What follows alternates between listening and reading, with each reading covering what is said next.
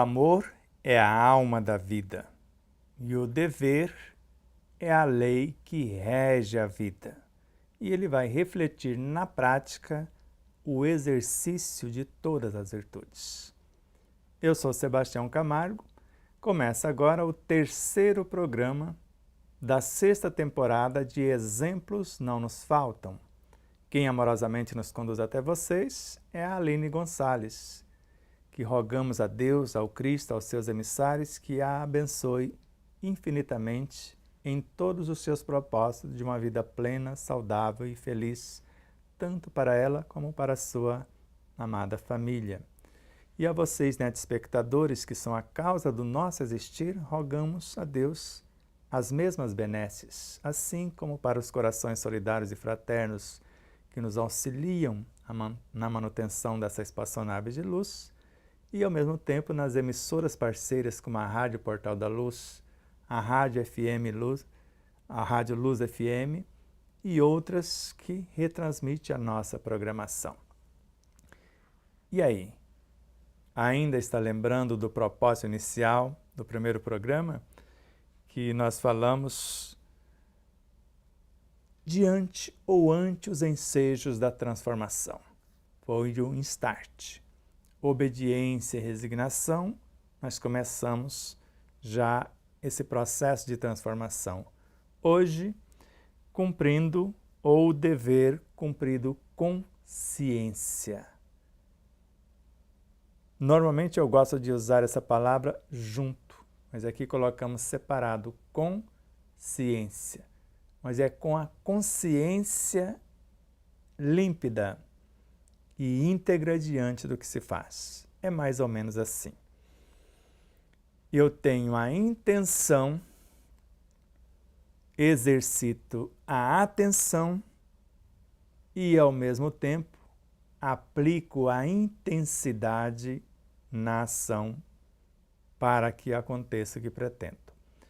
Se o dever é lei da vida, ninguém consegue direitos perante as leis divinas sem antes cumprir os seus deveres. Cada um deve fazer jus àquilo que pretende. A cada um se dará conforme as suas obras. Assim disse-nos Jesus: meu Pai trabalha até hoje, e eu trabalho também. Sede vós outros meus imitadores. Paulo de Tarso compreendeu isso muito cedo, quando reconheceu que Jesus era o agricultor, ele, os demais, a lavoura. Num dado momento, ele afirma: já não sou mais eu quem vive, é o Cristo que vive em mim. E a partir daquele momento ele disse aos demais que ainda dormiam: sigam-me vós, porque eu já sou igual a ele, sede vós iguais a mim. Agora eu sou agricultor, e vocês a minha lavoura. Nesse cumprimento dos deveres, a primeira atitude é perante a minha própria consciência, ao meu próprio patrimônio ou patrimônio a mim confiado. Não só as potências do pensar, do sentir, do falar e agir, mas se imaginarmos Allan Kardec afirmando um pensamento bem arquitetado nos coloca em conexão com todas as nossas vivências psicobiofísicas, morais e espirituais, ou desde os infra-reinos ao reino mineral, deste ao reino hominal, e daqui rumo à angelitude, à escala arcangélica, até chegar à consciência crística. Então, o dever cumprido com ciência. Quais os nossos deveres? Aqueles que nos felicitam e não atormenta quem quer que seja. Aqueles que nos traz benefícios e não causam prejuízos a quem quer que seja. Então, uma situação bem agradável, que nós vamos conversar no futuro, é uma tríade ou um tripé. O aproveitamento total da energia, seja ela qual for. A mente é uma entidade que estuda. Ela arquiteta, porque tem em si os departamentos da inteligência, da imaginação, da memória, dos desejos. E ela determina e materializa os desejos que lhes são peculiares com o auxílio da matéria que está em torno.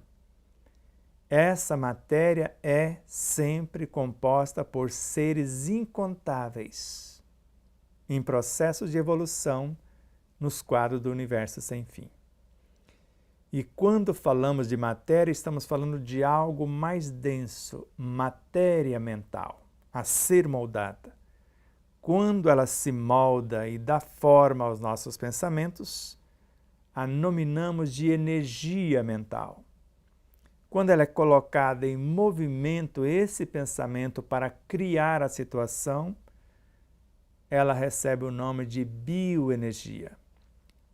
E no processo de transmutação, de metamorfose, de aformoseamento, ela transforma-se nos quantos de energia, o que a física quântica chama de vácuo quântico, que você pode imaginar também nesse vácuo quântico a matéria escura, algo mais denso, a energia escura, algo mais sutil, e é com essa matéria e energia escura que em realidade é o seio, o âmago de outras realidades que nós vamos edificar os elementos infraatômicos, subatômicos, intraatômicos, atômicos, moleculares, celulares, tecidos, órgãos, sistemas,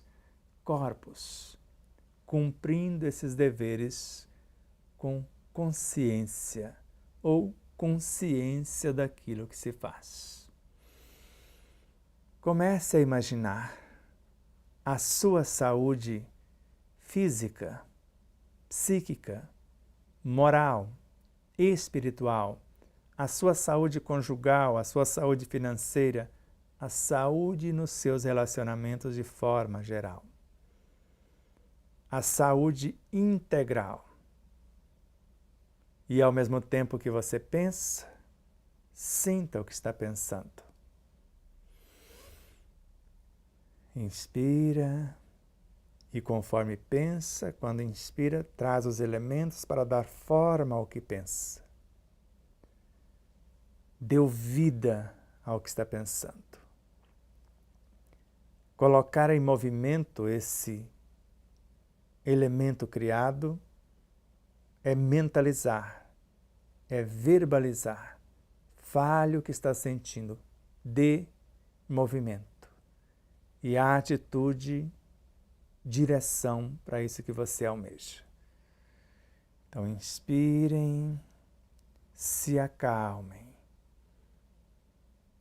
cumprindo os meus deveres na responsabilidade de pensar, porque eu estou colocando em movimento uma infinidade de seres que vão dar forma a esse pensar. E só é possível pensar porque eu tenho poder imaginativo. E só é possível tê-lo mediante o meu conhecimento. Porque sem o saber daquilo que desejo imaginar, não tem como imaginar aquilo que desconheço. Ou me coloco à disposição para ser inspirado, para ser intuído, para saber o que fazer, para saber como, onde e quando realizar. Então pense nos seus deveres mais sagrados, que é exatamente o ato de pensar. Lembra a frase inicial de Albert Einstein? Educação não é a aprendizagem de fatos, mas o treinamento da mente para pensar, para raciocinar, para duvidar até, para indagar. Inspirem, se acalmem, tudo está em paz. E você vai imaginando os seus deveres além do pensar, sentir, falar, agora no agir, na hora do alimento ser plantado, cultivado, colhido, armazenado, confeccionado e agora na hora do repasto. Quais os meus deveres perante este alimento que agora vou me servir? Ou este alimento que eu armazenei ou adquiri em algum ponto? O alimento que alguém transportou, que alguém confeccionou, que alguém cultivou e etc. Os meus deveres perante a mim mesmo, perante as leis, perante a vida. Gratidão infinita a vocês, netespectadores, que são a causa do nosso existir, em especial a Aline Gonçalves, que nos conduz amorosamente até vocês.